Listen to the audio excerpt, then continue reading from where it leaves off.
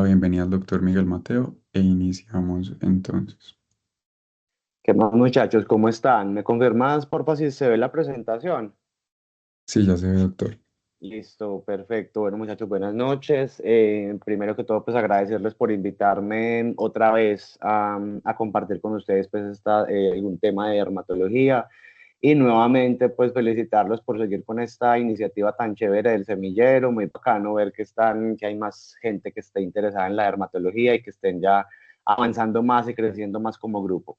Veo que entonces están en la parte de pediatría y bueno, esta es una charla que yo había dado en el Congreso de Actualización de Pediatría de la Universidad de Antioquia, una charla sobre fotoprotección. Es importante la fotoprotección y es importante la fotoprotección en pediatría por varias razones que vamos a ver más adelante. Esta es una charla que realmente no es muy larga, sintetiza realmente como lo más importante de la fotoprotección en pediatría. Ustedes saben pues que me gusta el arte. Esa es una obra de niños jugando a los dados que está en el Museo del Prado, es de Pedro Núñez de Villavicencio, y vamos a iniciar pues para entender por supuesto como el por qué es importante la fotoprotección en pediatría, unas generalidades de fotoprotección. No sé si ustedes ya habrán hablado de esto, pero de todas maneras voy a hacerles pues como algunas anotaciones, algunos aspectos importantes sobre la fotoprotección. Entonces, para hablar de fotoprotección hay que hablar del espectro electromagnético. Eso se refiere como a la cantidad o al tipo de ondas que emiten las fuentes que producen calor o que producen algún tipo de luz, y estas ondas las vamos a clasificar de acuerdo a la longitud de onda. Mientras más larga sea la longitud de onda, nos vamos a ir más hacia las ondas de radio, y si son más cortas, nos vamos hacia los rayos gamma. Estos pues existen, como ven, varios tipos de onda: los microondas, las infrarrojas, la luz ultravioleta, los rayos X. Y para nosotros, desde el punto de vista de fotoprotección, hay unos tipos de luz que son los más importantes, que sería la luz ultravioleta, la luz visible y la luz infrarroja.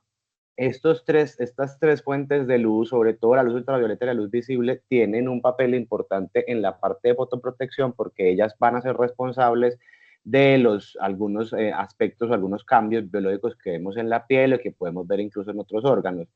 Ellas tienen una particularidad, y es que depende de la longitud de onda van a tener más o menos energía y más o menos penetración. Es decir, la luz ultravioleta tiene una energía más alta, por eso es la que es, digamos, más importante desde el punto de vista de protección solar, porque como esa carga energética puede producir algún cambio biológico, por eso es importante, pero no tiene tanta penetración. Van a ver que la luz ultravioleta pues no penetra capas como tan profundas de la piel, se queda más como en la epidermis y en la dermis superficial, mientras que, por ejemplo, la luz infrarroja, esa luz sí puede penetrar completamente el cuerpo. Si uno pasa un cuerpo por luz infrarroja, casi que pasa completamente por nuestro cuerpo. Sin embargo, la energía de una luz infrarroja es muy baja, por lo tanto, pues teóricamente los cambios biológicos que puede provocar la luz infrarroja pues son muy pocos. Y la mitad de todo eso estaría la luz visible, que tiene como un intermedio entre la capacidad que tiene de penetración y la cantidad de energía. Estos vendrían siendo como los efectos biológicos que producen esas fuentes de luz. Acá vemos la luz ultravioleta B, la A2, la A1, la luz violeta, la luz azul, la luz verde, la luz roja, que serían los tipos de luz visible, y acá la luz infrarroja. Lo que vemos o lo que ocurre, por ejemplo, con el bronceado inmediato, ocurre específicamente por la luz ultravioleta B, pero también en parte por la luz ultravioleta A. La aparición de cáncer en la piel ocurre específicamente por la luz ultravioleta B, pero se ve que también la A tiene un papel importante. Los trastornos pigmentarios, el bronceado prolongado, pues que es como ese bronceado que queda en la piel después de que tenemos una exposición muy intensa al sol. Los desórdenes pigmentarios, por ejemplo, los que quedan cuando uno tiene acné, que quedan lesiones como pigmentarias persistentes que se demoran mucho tiempo en resolverse, ocurren por todas las fuentes de luz, tanto por la luz ultravioleta B como la A, como también por la luz visible, tanto de la luz azul como la luz violeta. Esa luz visible, ese espectro de luz visible es muy importante, porque es una fuente de luz que también, como ven, tiene efectos biológicos, y la luz visible, tanto la luz azul como la luz violeta, son las fuentes de luz que nosotros podemos ver. Esa luz visible, la fuente principal de esa luz visible es el sol, pero hay otras otras fuentes de luz que también producen luz visible, como por ejemplo las pantallas de los computadores, de los televisores, de las tablets, de los celulares, también producen luz visible. y parece que puede tener cierto efecto biológico, aunque no es tan importante. La fotoinmunosupresión, que es como la capacidad que tiene la luz de producir cierto efecto en el sistema inmune, lo producen tanto la luz ultravioleta A como la B, por eso me imagino que ya habrán hablado en algún momento de la fototerapia. Recuerden que la fototerapia utiliza luz ultravioleta A y B para el manejo de ciertas enfermedades, y el fotoenvejecimiento está relacionado tanto con la luz ultravioleta A como la B. Aquí aparece algo en desenlaces biológicos de la luz infrarroja, y es que se cree, todavía no estamos muy seguros, pero se cree que la luz infrarroja también podría jugar un papel importante en el fotoenvejecimiento, en cuanto a que el calor que produce la luz infrarroja puede destruir o, digamos, disminuir un poco las fibras de colágeno en la piel.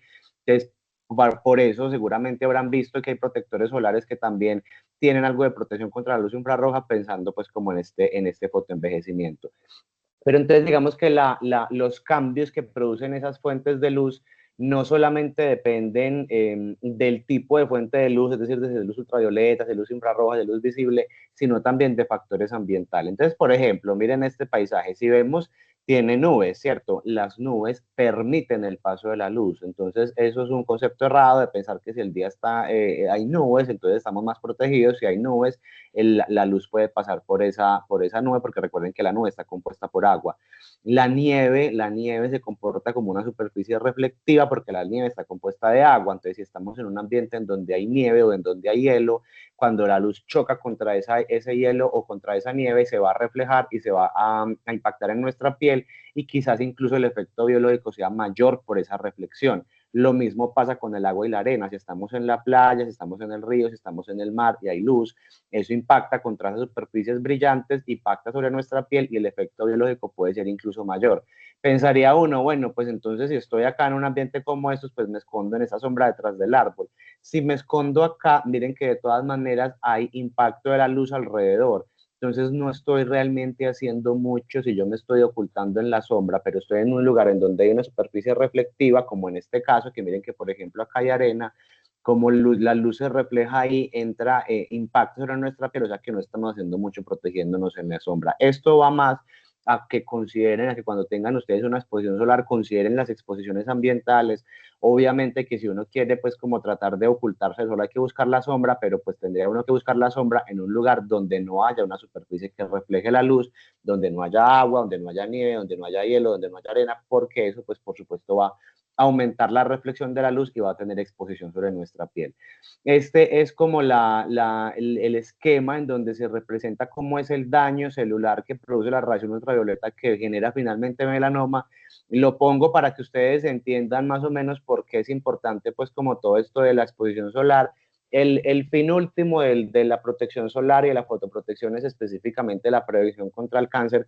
Obviamente que hay otros beneficios, sobre todo pues ya más en los adultos, pensando en el fotoenvejecimiento, en las manchas, etcétera, pero lo más importante es como esa protección contra la aparición de cáncer. Esa luz ultravioleta va a producir radicales de oxígeno, va a generar expresión de microRNAs, va a tener daño directo sobre el ADN, va a generar mutaciones en el ADN, y eso va a hacer que se empiecen entonces a acumular mutaciones y que posteriormente empiecen a aparecer. Y eso no solamente se da en el melanocito, sino que también se puede dar en otras células como el queratinocito, que está acá en la capa espinosa o que está en la capa basal, y que con el tiempo se van acumulando esas mutaciones, y pues cuando ya tenemos 40, 50 años, pues si uno tiene una cantidad acumulada de mutaciones, pues por eso es que vamos a empezar a ver los cánceres de piel como el melanoma y los tipos de carcinoma. Entonces, para protegernos de esto, pues existen unos métodos de fotoprotección. El más importante, el más obvio, es la evitación de la exposición solar. Eso sería lo más básico. Si uno le preguntan cuál es el mecanismo principal para uno protegerse del sol, pues es evitarlo, ¿cierto? Luego vendrían las medidas físicas, los sombreros, la ropa que tiene protección solar o simplemente ropa que tenga, que sea de manga larga. Los lentes grandes de sol también sirven como fotoprotección. Y finalmente, pues ya vendría pues el uso de protector solar. Los protectores solares los clasificamos de forma grande en filtros físicos o pantallas, y filtros químicos o filtros orgánicos. Los filtros físicos, entonces este es como un esquema para que ustedes más o menos entiendan. Acá tenemos entonces el sol, la radiación ultravioleta, que si no estamos protegidos, pues la luz simplemente entra y genera el daño, ¿cierto? Si nos aplicamos un protector solar que tenga filtros físicos o que tenga pantallas, él va a hacer una pantalla, por eso llaman así, una pantalla, una película sobre la piel, que va a hacer que cuando el rayo ultravioleta choque contra la piel se refleje y que no entre. Ese es el mecanismo como de acción grande, a forma, como a grandes rasgos, como actúa un filtro físico, mientras que los filtros químicos lo que hacen es una película que absorbe la radiación ultravioleta, la transforma esa energía en calor, el calor se absorbe, pero ya el calor no va a tener un efecto biológico como si lo tiene, pues como la radiación como tal. Entonces, esos son como de forma grande como son los dos mecanismos del filtro físico y el filtro químico. Ustedes ya más o menos se imaginarán que el filtro físico, pues simplemente como es una pantalla encima de la piel, no va a tener muchos efectos biológicos como filtro dentro de la piel, mientras que los protectores solares que tienen filtros químicos sí pueden tener algún efecto biológico y ya van a ver que ahorita van a ser importantes por esto. Entonces, uno puede clasificar también esos protectores solares de acuerdo a lo que contengan, ¿cierto? Entonces existen moléculas inorgánicas que van a ser precisamente esos filtros físicos, esas pantallas, dentro de las cuales los más importantes son el dióxido de titanio, el óxido de hierro y el óxido de zinc. Importante el óxido de hierro, pues de pronto no para pediatría, pero el óxido de hierro sí es importante porque es el que le da el pigmento a los protectores solares con color. Ustedes ven que hay protectores solares que tienen color. Ellos, digamos que inicialmente hay como una cuñita, se diseñaron esos protectores solares con color como para tratar de evitar o disminuir el uso de maquillaje, pero con el tiempo se dieron cuenta que el óxido de hierro también tiene cierto efecto como en la pigmentación, disminuye la pigmentación de la piel o incluso ayuda a prevenir que haya más pigmentación. Por eso en pacientes que tienen melasma o que tienen ciertos tipos de pigmentaciones en la piel, se recomienda el uso de protectores solares que tengan óxido de hierro o que tengan este tipo de pigmentos. Las moléculas, hay algunas moléculas naturales, ven que hay varios tipos de moléculas naturales que tienen cierto efecto de fotoprotección y existen moléculas orgánicas que van a tener capacidad de filtrar los rayos UVA, otros que filtran rayos UVB y otros que son filtros de amplio espectro, es decir, que filtran ambos tipos de rayos. Usualmente ven que cada vez las empresas, los laboratorios van como diseñando nuevos protectores solares, tratando de sacar filtros que tengan amplio espectro. Aquí les puse unos ejemplos, por ejemplo, los Tinosorb, que son los protectores solares, por ejemplo, de Aven, los Mexoril, que son los de Antelios, los de la Resposay. Bueno, cada marca va sacando sus protectores solares, va encontrando filtros que son más potentes y van abandonando filtros que de pronto ya no son tan buenos o que con el tiempo nos vamos dando cuenta que pueden tener cierto efecto biológico, como las benzonas, que ahorita lo vamos a ver. Entonces, ¿cuáles serían las características antes de entrar ya en forma, pues como la parte de pediatría? ¿Cuáles son las características para indicar un protector solar? Pues idealmente que tenga una amplia protección, es decir, que tenga amplio espectro, que proteja tanto contra la luz ultravioleta A como contra la luz ultravioleta B. De acuerdo al estilo de vida del paciente, pues mirar si protege contra la luz visible o incluso contra la luz infrarroja. Esa luz visible, ya ven que lo que les mencionaba es importante porque tiene dentro de sus efectos biológicos, está relacionada con el fotoenvejecimiento y con las pigmentaciones. Si tengo un paciente, por ejemplo, con melasma, o si tiene, por ejemplo, rosácea, que tiene mucha interacción con el sol, pues debería preferir un protector solar que además proteja contra la luz visible. Esto en los niños es muy importante, que sean resistentes al agua y al sudor, porque pues claro, los niños juegan, los niños están sudando, los niños están en piscina, eso corre el protector solar. Entonces, idealmente debe ser un protector solar que tenga componentes que sean resistentes al agua. Existen varios conceptos en cuanto a resistencia, resistencia al agua, ultra resistencia al agua. Un protector solar que diga que sea resistencia al agua quiere decir que es capaz de aguantar en contacto con el agua durante 40 minutos antes de que el protector solar se pierda. Y los que dicen que son muy resistentes al agua aguantan hasta 80 minutos. Entonces, esos son conceptos que son importantes cuando uno va a estar, por ejemplo, en piscina sobre todo, o cuando uno va a hacer actividades en donde vaya a sudar mucho. Conocer el laboratorio y el desarrollo del producto, eso es muy importante, obviamente. Ustedes ven que salen todos los días marcas y marcas de protectores solares. Obviamente que hay laboratorios que tienen pues un respaldo científico muy grande, otros no tanto, pero no por eso quiere decir que sean malos. Lo importante es por lo menos saber que sea un laboratorio que por lo menos cumpla con los estándares de calidad. A veces los protectores solares logran decir la curva de absorbancia, es decir, que logran decir que tanto, como que tanto longitud de onda son capaces de proteger. Y con respecto ya a la protección específicamente dicha, entonces están dos cosas que serían el SPF, que es el que nos dice cuánta protección tiene contra la luz ultravioleta B, y la UVA, que pues nos diría cuánto protege contra el UVA, ¿cierto? Eso de SPF lo que significa que es el factor de protección solar, no se indica la cantidad del tiempo por la que podemos estar expuestos a la luz del sol antes de que nos bronceemos o que nos quememos. Eso, digamos que de forma práctica, lo que se establece es que un protector solar que proteja de forma ideal contra la luz ultravioleta B debe tener por lo menos un SPF de 30, entre 30 y 50. Ustedes ven que hay protectores solares que dicen que tienen 100, que tienen 99. Eso realmente no es correcto. No quiere decir que proteja al 99%, que proteja al 100%, sino que simplemente tiene una curva de protección que supera por lo menos el 30. Los entes regulatorios, y seguramente en Colombia en algún momento vamos a llegar allá, por lo menos en Estados Unidos y en Europa, ustedes ven que hay protectores solares que dicen 50 más. La regla que establecen, por ejemplo, la EMA o la FDA en Estados Unidos, la EMA en Europa, es que cuando un protector solar cumpla por lo menos con el estándar de que proteja por encima de 50, no debe decir 60, 70, 80, sino que decir 50 más, para que la gente no piense que es que porque cubre 60, 70, 80 va a cubrir más que uno de 50. Entonces, en sentido estricto, que diga por lo menos que cumple más de 30. Y con respecto a la UVA, eso lo vemos con un valor que se llama PPD o unas cruces. Lo más fácil sería simplemente ver que el protector solar tenga 2 o 3 cruces. Eso querría decir que es un protector solar que cubre bien contra la luz ultravioleta A. Y finalmente, pues mirar la lista de ingredientes. Esto pues es lo que menos uno hace, pero sobre todo es muy importante para personas y en niños, de pronto puede ser importante, sobre todo en niños atópicos, mirar que no tenga algún ingrediente que pueda hacer o alguna molécula que pueda hacer inducir sensibilización o inducir alergias. Ahora vamos a ver que hay un alérgeno en algunos protectores solares que en algunos niños puede volverse pues como importante. Entonces, esta es otra obra, esta está en el Museo del Prado, San Francisco cubriendo un juvenil hábito de los niños. ¿Por qué es importante hablar entonces de fotoprotección en los niños? Ya entendiendo pues cómo es el mecanismo de protección solar. Los niños son el grupo poblacional que tiene una mayor exposición a la luz ultravioleta. Piensen que un niño en aire libre está expuesto mucho más tiempo de lo que estamos expuestos nosotros. Nosotros estamos mucho tiempo metidos en el hospital o en el consultorio, o ustedes pues rotando, etcétera. No hay una exposición grande al sol como lo tiene, por ejemplo, un niño. En general, en el mundo, el promedio de exposición en el niño es de 1 a 2.3 horas. Yo creo que en Colombia seguramente que será muchísimo más.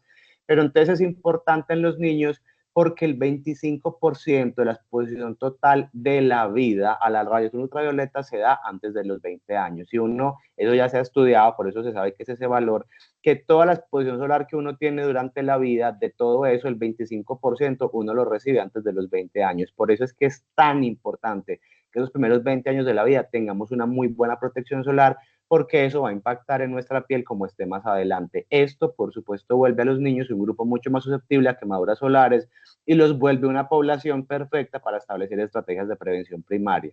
¿Qué pasa entonces en cuanto a los niños y la exposición solar? Recuerden que los niños tienen una epidermis y un estrato córneo que es más delgado, tienen unos corneocitos que son esas células del estrato córneo que son más pequeños, tienen melanina. Ustedes ven que un niño uno lo ve más blanquito, los niños son un poquito más blanquitos y con el tiempo, pues con el bronceo, uno va generando más melanina y va volviéndose la piel un poquito más oscura.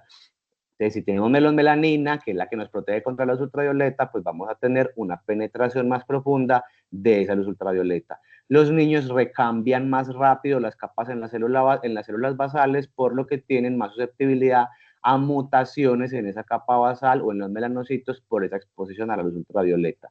Entonces, se genera una pregunta, ¿es mayor el riesgo de exponerse a esa luz en la infancia en comparación con los adultos? Y eso lo vamos a medir en términos de melanoma y cáncer de piel no melanoma. Entonces, es más alto el riesgo que tienen los niños de tener ese tipo de desenlaces, pues lo vamos a analizar. En melanoma, entonces la exposición intensa e intermitente a esa radiación ultravioleta es un factor de riesgo mayor para el desarrollo de melanoma, es decir, pues como la aparición de quemaduras solares que se relacionen con melanoma. Eso ya se ha estudiado, ya está descrito, ya está súper bien definido y se ha visto que cualquier exposición a cualquier edad puede incrementar el riesgo de melanoma, pero que en la infancia esa exposición es mucho más relevante. Se han hecho entonces varios estudios en niños, en adolescentes y en adultos, y sobre todo en los niños. Vean acá los ORs de la exposición solar que generan ampollas, que generan lesiones dolorosas, tanto en los niños como en los adolescentes, y miren que los OR son mucho más altos, por ejemplo, que en los adultos. Vean que, por ejemplo, en los niños, el hecho de tener ampollas o de tener lesiones que son dolorosas tienen un riesgo mucho más alto de generar melanoma pues, más adelante en la vida. Y este es otro estudio que también evalúa lo mismo, la aparición entonces de quemaduras y de lesiones ampollosas o dolorosas en la infancia está relacionada entonces con unos RR más altos de tener melanoma. Incluso se ha visto que mientras obviamente más ampollas tengan, aparezcan en esa exposición, pues es mucho mayor el riesgo de tener, cuando uno tiene más de 5 ampollas, el riesgo de tener melanoma, pues ya ven que se sube hasta 1.8 SRR.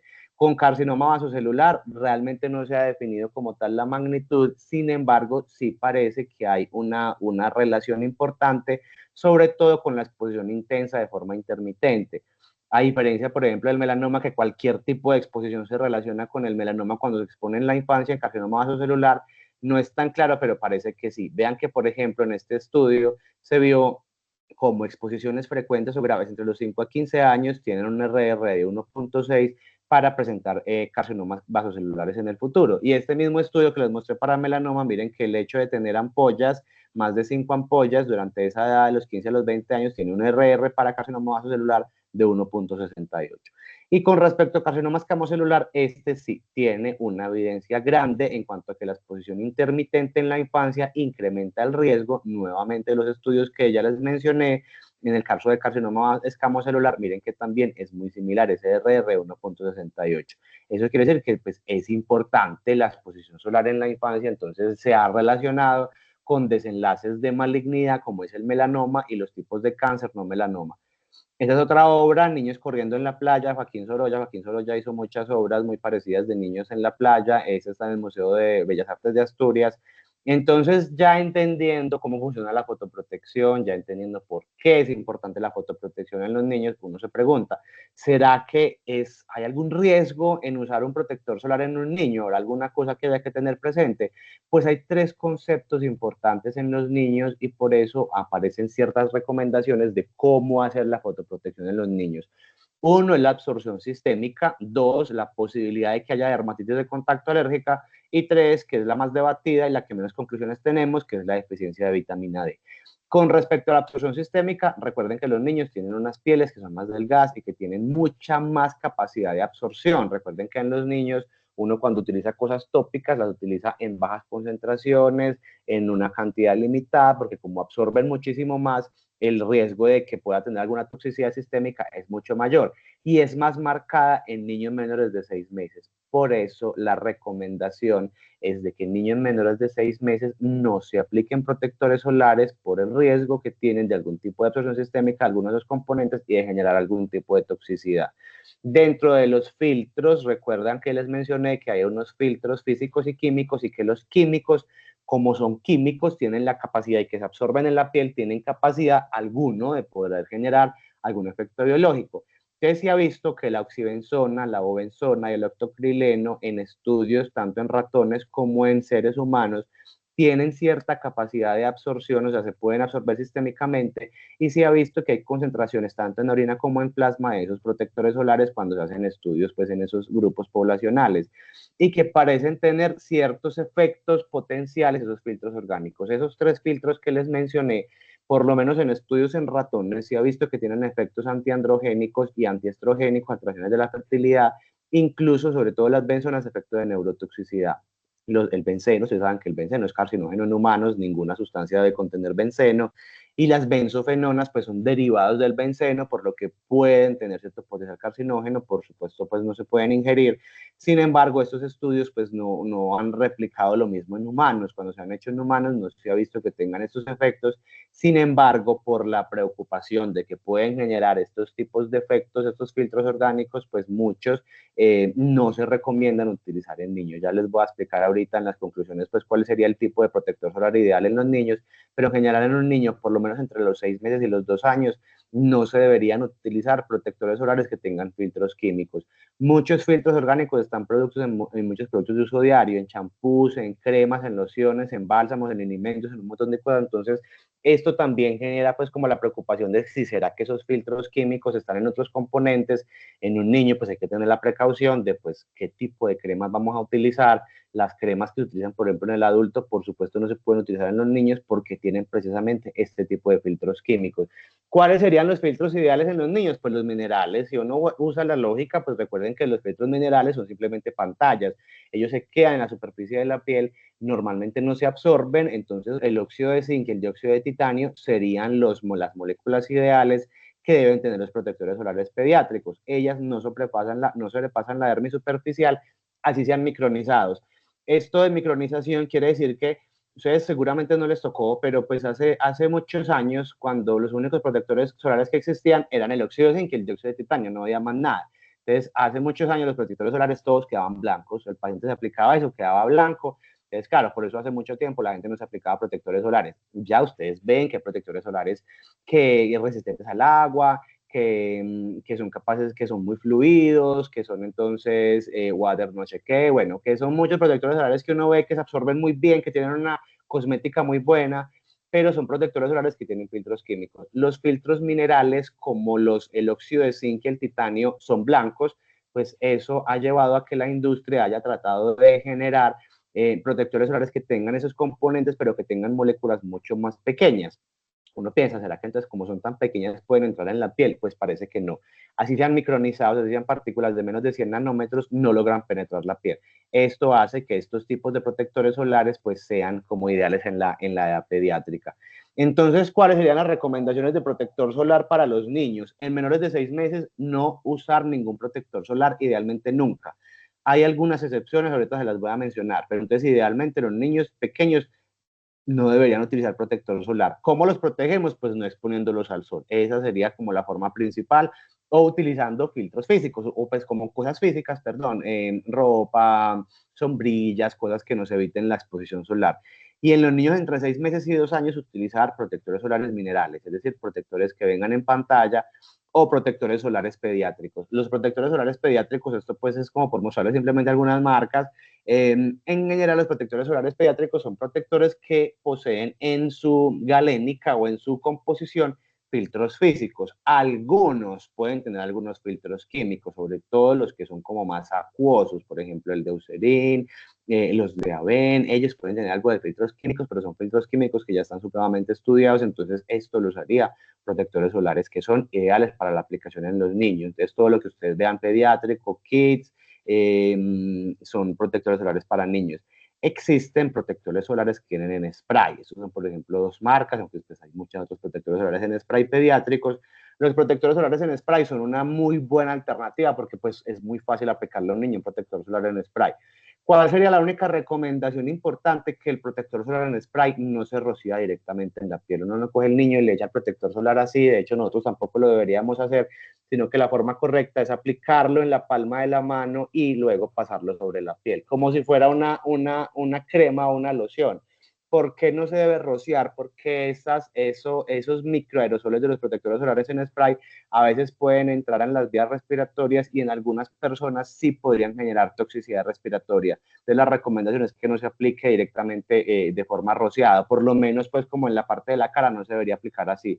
En el tronco de pronto sí se puede aplicar directamente en la piel. ¿Cuál sería entonces la otra forma de protección? Pues los sombreros, las gafas de sol o la ropa que tenga protección solar. Existe ropa que tiene UPF, que es ropa con protección solar. Ya no hay tanta en el mercado, antes había más marcas, pero todavía hay algunas, incluso algunas marcas infantiles de ropa tienen ropa con protección solar y esa sería una técnica o una alternativa muy fácil que podría incluso reemplazar o apoyar el mismo protector solar. Con respecto a la dermatitis de contacto alérgica, los niños tienen una susceptibilidad más grande a ser alergias, porque tienen una barrera más inmadura, tienen más pérdida de agua, las sustancias pueden penetrar más. Entonces, por eso los niños preferimos filtros minerales. Evitar la oxibenzona. La oxibenzona de todos los protectores solares o de todas las moléculas que hacen parte de los protectores solares de los filtros es la que más se ha relacionado con dermatitis alérgica. Entonces, cuando ustedes tengan un paciente, por ejemplo, que tenga, por ejemplo, dermatitis atópica, pues hay que recomendar un protector que no tenga oxibenzona. O en los hay adultos que tienen dermatitis de contacto, que uno no logra encontrar la causa. Una causa importante de dermatitis de contacto, sobre todo en la cara, es la oxibenzona, los protectores solares, entonces no está de más estar pendiente pues como al respecto. Con respecto a la vitamina D, esto van a ver que es lo que menos tiene como conclusiones, a pesar de que haya muchos estudios de vitamina D y protección solar. Recuerden que la vitamina D pues viene de varias fuentes, sin embargo la piel es la fuente principal porque la vitamina D necesita para su biosíntesis un paso por la radiación ultravioleta que la convierte de esta forma en la previtamina D3 y que pueda continuar su ruta metabólica a calcitriol. Entonces, pues claro, uno piensa, pues si estamos aplicando protector solar, estamos evitando de que esa radiación ultravioleta B penetre y que se dé este cambio de esta molécula en esta otra. La vitamina D, ustedes saben que es importante para muchas cosas, sobre todo para la salud esquelética, pero que cada vez van saliendo más estudios de cosas en donde parece que otras enfermedades pueden tener relación con la vitamina D, sin embargo, son asociaciones que no están completamente demostradas como si lo tienen estas otras de la salud esquelética. Existen términos como definiciones de suficiencia, insuficiencia y deficiencia en vitamina D como de parámetros de laboratorio. Sin embargo, a pesar de que esos parámetros pues se han descrito bastante, pues hay controversias en esos puntos de corte por, primero, la variabilidad de los niveles según el método, pero sobre todo porque no se sabe el valor óptimo dependiendo del grupo étnico y la latitud específica. Es muy diferente la cantidad de vitamina D que debemos tener nosotros en Colombia a la que deben tener en Noruega o a la que deben tener en Australia, que son 3 puntos diferentes de exposición solar. Entonces, por eso es que es muy difícil dar un valor de referencia o un punto de corte para toda la población. Incluso parece que los valores mayores a 50 nanogramos, es decir, suplementar mucho vitamina D, también se podría relacionar a otros tipos de enfermedades, por lo que pues ven que hay esa controversia con respecto a esto. ¿Cuánta exposición solar o cuánta exposición a la radiación ultravioleta es necesaria para lograr un nivel óptimo de vitamina D? ¿Cuánto me tengo que exponer yo al sol para saber que tengo un nivel óptimo de vitamina D? Desafortunadamente, esto no se sabe. ¿Qué se ha sugerido o qué más o menos que se ha como intuido de algunos estudios? Es que depende del fototipo. En fototipos claros, en personas que tienen las pieles claras, como por ejemplo yo, la recomendación en general que dan algunos grupos internacionales es que haya una exposición entre 10 a 15 minutos de las 10 a las 3, de las 10 de la mañana a las 3 de la tarde, que es el tiempo en donde hay mayor exposición solar. Sin embargo, fototipos más altos, como tienen pieles más oscuras, pues requerirían exposiciones mayores.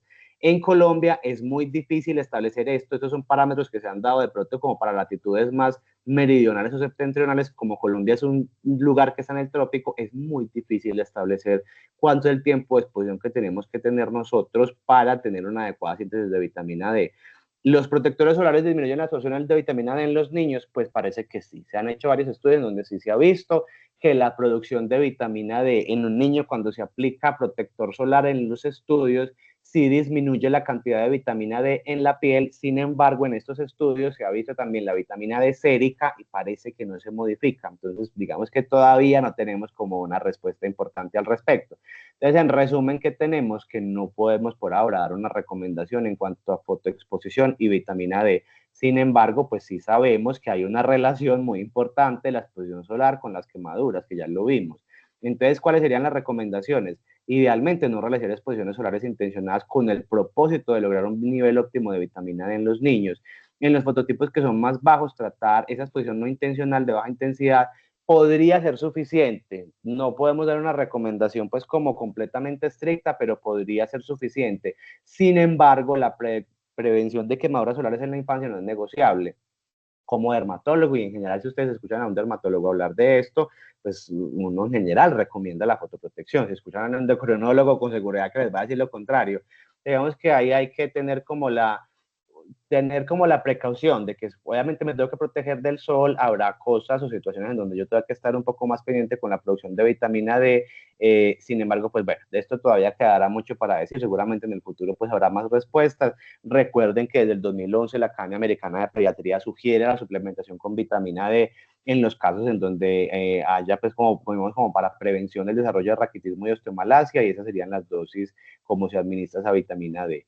Entonces, ya para que terminemos, ¿cuáles serían entonces como las recomendaciones finales de la exposición solar? Hay una cosa que es el índice ultravioleta, que esto sería como lo más, esto es como lo más importante realmente de la charla, además de todo lo que ya les mencioné de la posibilidad de generar cáncer de piel. El índice ultravioleta es un índice que ese sí es global, en donde se mide la cantidad de radiación ultravioleta que hay dependiendo del momento del día. Eso nos da un color, eso está como puesto por color, y dependiendo del color, pues se da la recomendación. Cuando hay índices bajos, pues en general podríamos estar seguros, incluso ni siquiera sería obligatorio una extra protección solar. En las formas moderadas a altas, pues sí se requiere que haya protección solar, y en las formas muy altas, pues evitar la exposición directa, siempre utilizar protector solar, y en las formas extremas, pues evitar la exposición solar. ¿Uno cómo se da cuenta cuánto es el índice ultravioleta? Pues en los celulares hay forma de evaluarlo. Entonces, por ejemplo, este video lo hice ahorita, ahí vieron que no había hecho el Duolingo todavía de hoy. Entonces, vean, en esta parte de acá arriba, vean que aquí es como la parte de clima. Entonces, ahí está la parte de clima. Ustedes entonces cuando entran ahí, dan clic en esa parte, ahí aparece pues bueno, la temperatura, el clima, la precipitaciones, etcétera, y ven que aquí mucho más abajo aparece índice UV. Cuando ustedes dan ahí, entonces eso les dice cuánto es o ha sido durante el día ese índice UV, cómo se ha movido. Vean que para las 4:57 de la tarde yo miré el índice UV, era verde, es decir, que era bajo, estaba como entre bajo y tirando a moderado, pues ya, porque claro, pues como ya estaba tan tarde, por supuesto que ya no había tanto riesgo. Sin embargo, vean que más o menos para las 10:30, 11 de la mañana, el índice era muy alto. Incluso el mismo sistema le arroja uno, que en general va a ser bajo el resto del día, pero que va a haber niveles moderados o más altos desde las 8 de la mañana hasta las 4 de la tarde. Entonces, esto es una forma como uno podría tantear cómo está el índice ultravioleta, mirar qué tanta radiación ultravioleta hay, para uno pues mirar si tiene que extremar las medidas de protección solar o no.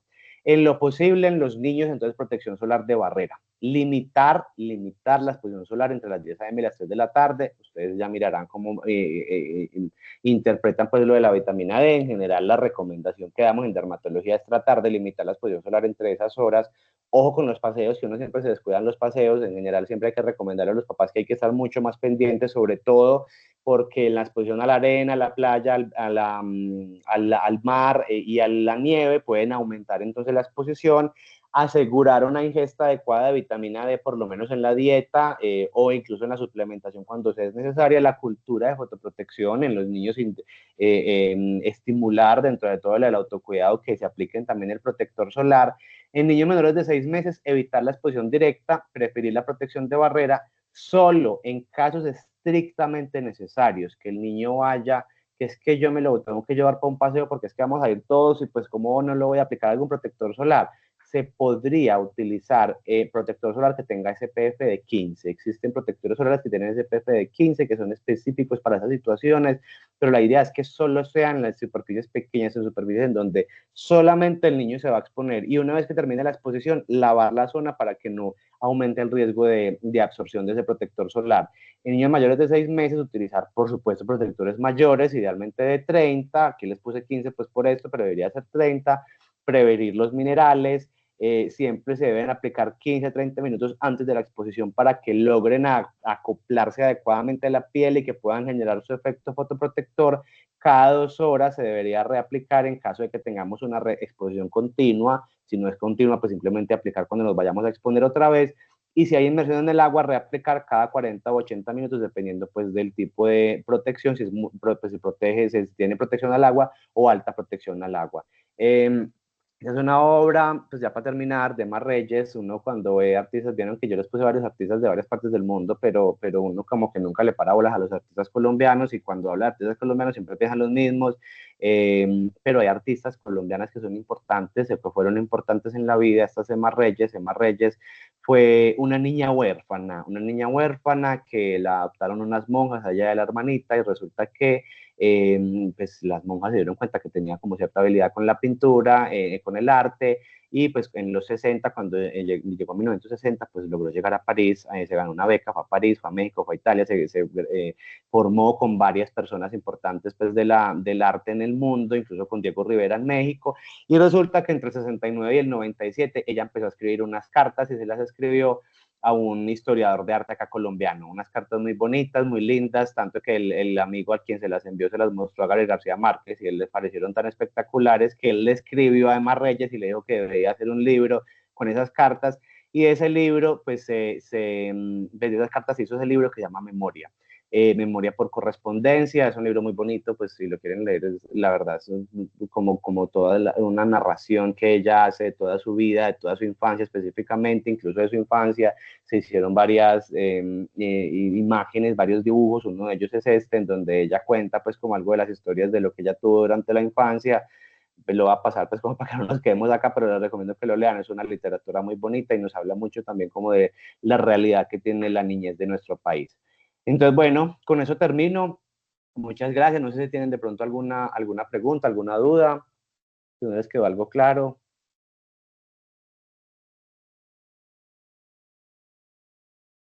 Hola Mateo, ¿cómo estás? ¿Qué más? Bien, ¿y tú? Bien, gracias. Pues primero, o sea, la charla estuvo de verdad increíble. Muchísimas gracias por habernos dado. Y te quería preguntar sobre la luz ultravioleta, perdón, sobre la luz roja, la ultrarroja, ¿cómo es que se llamaba? La infrarroja. Infrarroja, sí. Sí, Digamos, no sé si has visto que en los gimnasios, pues como en el gimnasio de ahora que está como nuevo el Action. sí, Hay clases que son como así con luz infrarroja, con sí, luz como pues azul, o sea, como que del color así. Eso, sí. eso cumple como criterios de luz infrarroja y de luz ultravioleta y todo eso. Pues ve la cosa con la luz infrarroja, realmente esas fuentes de luz todas emiten entre luz infrarroja y luz visible, porque si la vemos es porque es luz visible. Luz visible se llama pues así, precisamente porque uno la puede ver, ¿cierto? La infrarroja es una luz que no se ve. Esas fuentes de luz seguramente también tienen luz infrarroja. Con la luz infrarroja realmente pues no se sabe, como viste, no hay como una conclusión de si realmente sí hay un efecto biológico o no. Lo importante de Ujú. pronto sería, uno pensaría con la luz visible. Hace unos 5 o 6 años, me acuerdo incluso que cuando yo era residente, estaba la preocupación de, ¿será que entonces la luz visible que emiten las pantallas, que yo les mencioné ahorita que las pantallas emiten esta luz, ¿será que entonces eso tiene algún efecto biológico en cuanto a que manche o que tenga alguna cosa? Pues se han hecho muchos estudios al respecto y parece que no, parece que la luz que emiten las pantallas realmente no es lo suficientemente importante como para que se asocie a una pigmentación en la piel.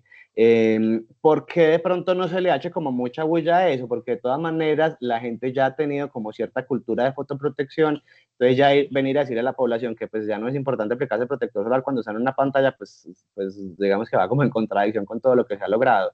Pero entonces a lo que diría pues como el punto, sobre todo como la recomendación del gimnasio, pues no hay necesidad de aplicarse el protector solar si van a estar en una exposición con esto. ¿En qué sería importante? Si van a exponerse al aire libre, obviamente que sí. Pero en el gimnasio, pues como en sentido estricto, no. Si están en un lugar cerrado y que simplemente la fuente de luz sea esa, realmente no es importante aplicarse el protector solar en ese caso.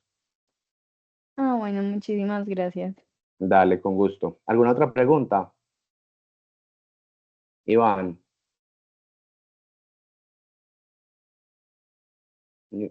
Buenas noches, doctor. Muchísimas gracias por la charla. Mi pregunta también estaba relacionada un poco con el tema de las pantallas, especialmente pues los niños que ahora están utilizando mucho el tema de celular, tabletas y videojuegos. Si hay alguna característica adicional que se deba tener en cuenta para el uso del protector. Ve esto, bueno, esto pues ya es una discusión más de puericultura, pues de lo de las pantallas, ¿cierto? Yo creo que en el futuro, por ahí eso sí nos vamos a demorar, por ahí unos 20 años, nos vamos a dar cuenta si realmente la exposición de estos niños a las pantallas, sobre todo pues los que permanentemente están expuestos a pantallas, porque uno ve niños que los papás les dan la pantalla y que se quedan todo el día con la pantalla, nos daremos cuenta realmente qué tan importante es esta exposición a las pantallas, porque digamos que, por ejemplo, nosotros como adultos, pues bueno, ya tuvimos una exposición solar durante nuestra vida, durante nuestra infancia, y bueno, ya nos aplicamos el protector solar, pero entonces sí va a ser muy interesante en el futuro en estos niños que se exponen a pantallas, ver qué tan importante es esa exposición a la luz visible de la pantalla, durante los primeros años de la vida. Ya ven que, pues, por lo que parecen los estudios, no parece ser una fuente de luz muy importante, sin embargo, esos estudios se hacen en adultos, que el desenlace sería ver manchas, ¿cierto? sería muy diferente ver un estudio en niños que se expongan a pantallas como en el futuro pueden desarrollar cáncer. Yo sinceramente, pues bueno, ahí habría que discutir muchas cosas, pues lo ideal sería evitar el uso de pantallas en los niños, eso de hecho desde Puericultura pues no se recomienda.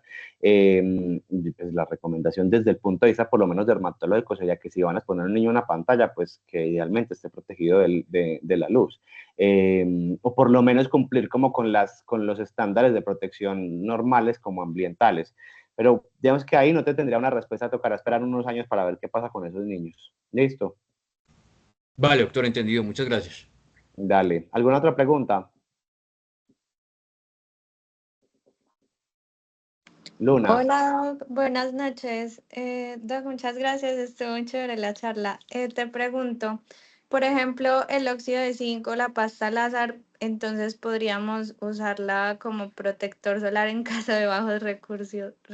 sí, claro, eso era lo que se usaba hace años. El óxido Ay, de zinc era lo único que existía. Lo que pasa es que el problema es la cosmética. Pues ya ven que eso es blanco completamente, entonces, claro, por eso, ay, es que no me aterra quedar como un mimo, por eso fue que la industria se empezó a preocupar por hacer protectores solares como más con una galénica mejor. Ustedes ven que uno no le gusta usar protector solar que quede así, pero pues si dado el caso el paciente no tiene cómo adquirir un protector solar y necesita aplicarse el protector solar porque de verdad tiene una condición que requiera el uso de fotoprotector, pues en ese caso se podría recomendar eso. Por ejemplo, que es un paciente con lupus o que tiene una enfermedad autoinmune como una dermatomiositis o que tiene un xeroderma pigmentoso, pues en esos casos, pues la idea si fuera, pues si no es posible que compre algún otro, pues que compre eso, o incluso en esos casos, se podría pues como hacer un MIPRES para protector solar. Eso sería pues como casos excepcionales en donde de verdad se justifica el uso de un protector solar,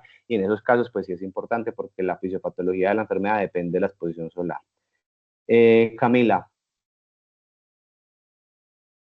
Doc, hola, buenas noches. Doc, muchas gracias por la charla. Te quería preguntar que, o sea, por ejemplo, en pacientes que tengan, o sea, niños que tengan como albinismo, ¿cómo debe manejarse como la exposición solar o pacientes que tengan como nevos congénitos, eso cómo más o menos se maneja? Ahí, eso va por ese lado también de lo que le mencionaba a Luna.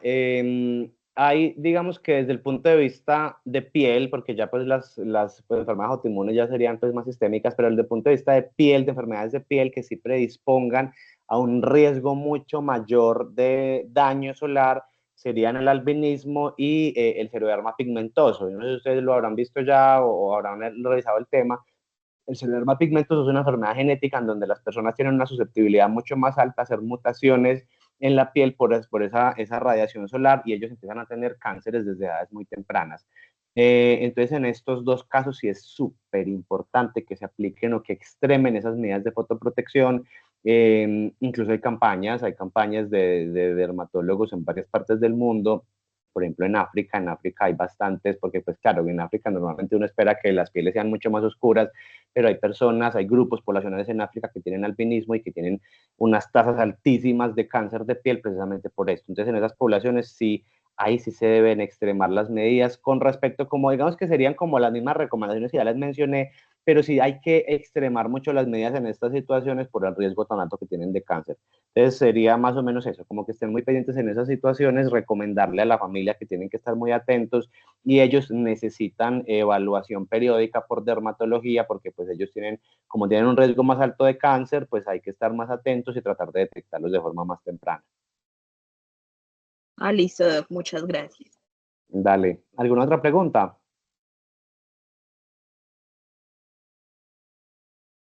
Bueno, muchachos, entonces yo creo que podemos dejar así.